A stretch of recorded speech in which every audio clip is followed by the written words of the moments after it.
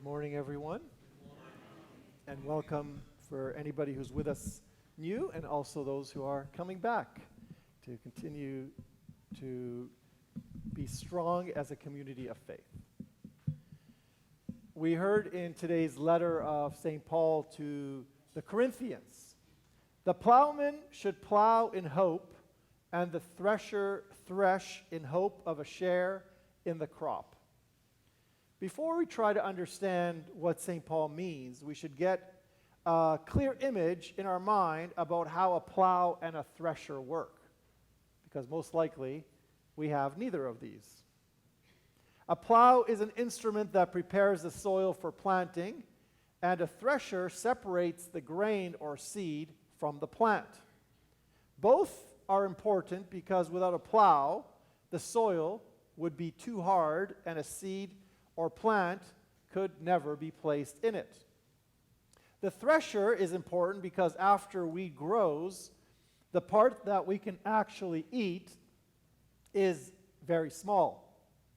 With all other plants as well, we only eat a small part of the whole plant. Therefore, the plow is important to prepare the soil for the plant to be able to grow, and the thresher is important to separate what we can eat from the larger plant that can't be used. Why does St. Paul use this image of a plow and a thresher? St. Paul does this because he was speaking to an audience that was very familiar with farming principles and farming machinery. To them, this statement was very clear, and it meant a lot. The farmer, and even someone who plants one tomato bush, works hard to prepare the soil, water the plant, watch it grow, waits for it to ripen, then greatly enjoys the fruit of what he planted. Unless, of course, the birds come and eat them first. St. Paul is not trying to write a farming manual, but is trying to use familiar and creative imagery to encourage people to reflect on the hard work necessary for their own spiritual life. Everyone wants to be blessed. Everyone wants to be happy. Everyone wants to be successful, and everyone wants to be respected.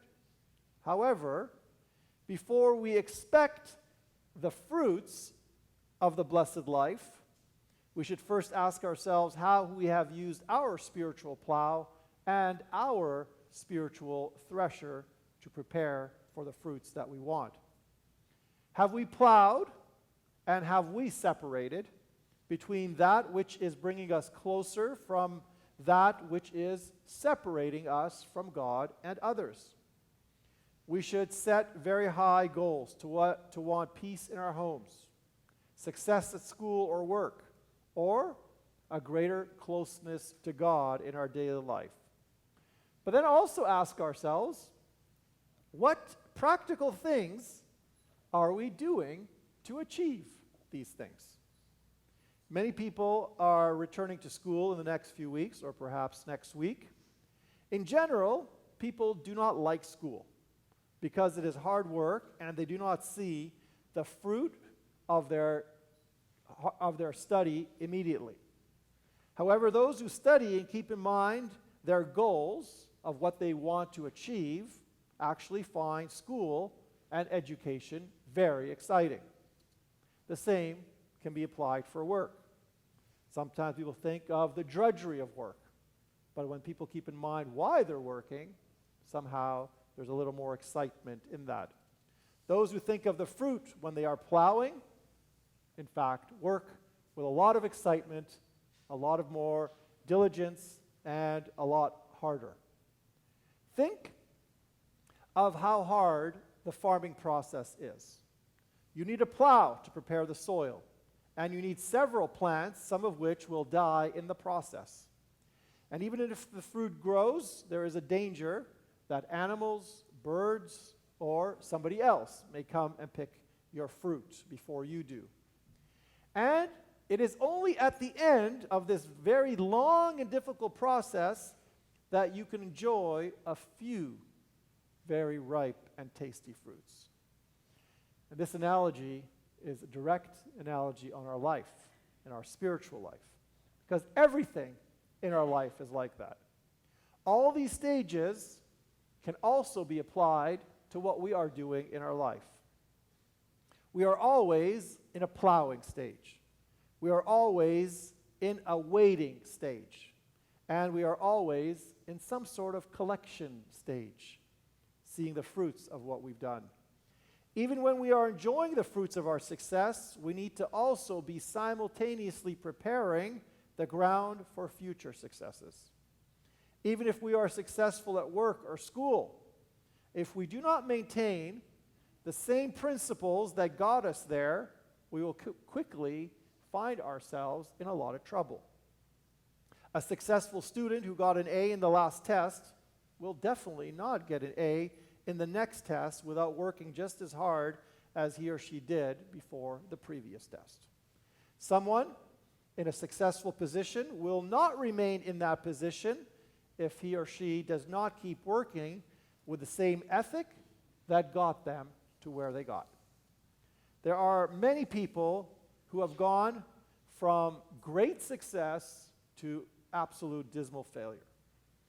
One example is the former NBA All-Star Vin Baker, who was an Olympic gold medal winner in 2000, and then went on to become a 4-time NBA All-Star before ending his professional career with the Los Angeles Clippers in 2006. During his career, he made $108 million. 4 years after his last professional game, he declared bankruptcy and started working at Starbucks. This not only happened to Vin Baker, it happens actually to all of us all the time. We do well in something, and then we get lazy. Or we get neglectful, and the success we had quickly evaporates. Think of your life. Think of the things that you've worked hard for and gotten, and think of the ways that sometimes you undo your own success. And as we say, sometimes we are our own worst enemies. You could take of your garden, you can take care of your garden for 50 years. But if you do not take care of it for one season, what will happen to it? It will look completely unrecognizable. This is also applicable in our moral life, in our financial life, in our physical life, in every single aspect of our life. However, more important than school, finances, or our garden, we also need to completely and every day focus on the growth in our spiritual life. Very often people tell me, when I was young, I went to church every Sunday, or I used to serve, or I used to do this. We have a long list of I used to's. But that's great. That's the great foundation for what led you to the personality that you have today. But the additional question is, where are you now? How have you taken those past experiences and allowed them to continue to grow in your life? It is wonderful that we are all here in church today to give thanks to God for the gifts He has given us, and also to ask for strength in different aspects of our life. So many parents tell me that it is easy to take their children to church when they are young, but then it becomes very difficult. And sometimes when children grow up, then parents also stop going to church and only come back if they are sick or something tragic is happening in their life. God is definitely always there for us in times of difficulties, and we should never be afraid to turn to Him when we need it, especially in those times. But the church, our prayer life and faith, is not just an emergency room. Sometimes it is. In fact, last year, people told me that they've prayed more than they have ever prayed in their entire life. Hopefully, that will continue to grow.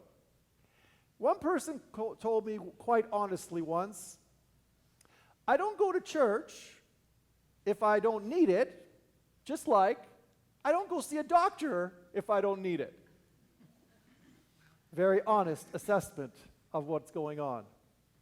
We should, however, take a healthier approach to our spiritual life. God is not there only in catastrophe. God is there to help us remind ourselves of the many blessings that we have received. That is why the image St. Paul presents to us is so important. If we come to church regularly, we should actually ask ourselves why. If we come irregularly, we should also ask ourselves why. Do we treat church like a drop-in gym and expect to be healthy by simply walking in? Do we want the fruit of the tree with very little preparation, with very little hard work, and with very little consistency? Our spiritual life actually requires more discipline than work. It requires far more discipline than school or planting anything that we can plant. We should never let a day pass without first stopping for a few minutes to thank God for absolutely everything that He has given us, especially when we turn to the news. There are countries with bombs dropping on civilians. There are countries that don't have medical assistance of any kind. There are countries that don't have food. Thanks be to God, we have all the blessings around us. We need to stop and not forget God because we have everything, but be grateful to God because we have so much. Every day, we need to also invite Jesus into our life to be able to see what we're doing in the light of what He wants us to do. We can say simple prayers like, I invite you to be with me today, or help me in whatever challenge I may have. Keep that daily conversation going with God. Also, every day we need to think about how we are using and how we can better use the gifts and talents God has given us. God gives us gifts for a reason, for our personal growth, but also for sharing with others. And finally, we need to always want to learn something new about our faith by reading the Bible or some religious book. We provided so many outside. Some book, there's article that we're always growing. We're always plowing. We're always separating the temptations, the trials, the good decisions from the bad decisions in our life. This is the spiritual discipline that will keep our faith strong. We always need to have a spiritual plow in hand, be patient, and watch the fruits of our spiritual growth. And then we need to pick and make use of our spiritual blessings in a very unique way. Just like at school or work or on the farm, past successes are no indication of where we are today or where we will be tomorrow. We will only grow in our love for God when we are working on this relationship every single day.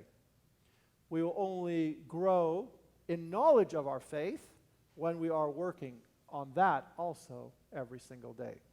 And we will only discover the depths of God's gifts to us when we keep searching and keep appreciating everything we have every single day. St. Paul's words are very rich. The plowman should plow in hope, and the thresher thresh in hope of a share in the crop. We cannot be successful in anything without planning, without vision, without hard work, without discipline, and without wisdom. If we even need these when we plant a tomato, how much more important are they for our spiritual life, which should be for us a slightly higher priority than preparing a tasty and very healthy salad.